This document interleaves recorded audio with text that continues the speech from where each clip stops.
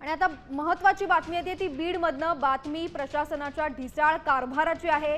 केस तालुक्यामधल्या सावळेश्वर ते जवळबंद रस्त्याच्या निकृष्ट कामाचा आरोप गावकऱ्यांनी केलेला आहे। 4 किलोमीटरच्या या रस्त्याचं डांबरीकरण काही महिन्यांपूर्वी झालं होतं। त्यासाठी सुमारे 3.5 कोटी रुपये खर्च झाल्याचं सांगण्यात येते। मात्र गावकऱ्यांनी हातानं रस्ता हा आता उकडून दाखवलेला आहे। या प्रकारामुळे रस्त्याच्या कामाच्या गुणवत्तेवर प्रश्न उपस्थित झाले।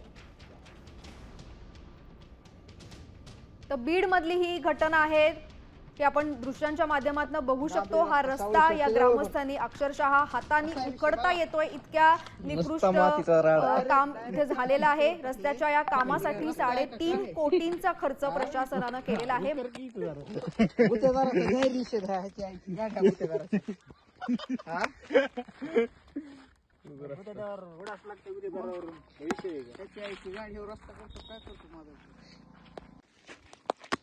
बघा रस्ता क्वालिटी, डांबराची क्वालिटी जवळवंच्या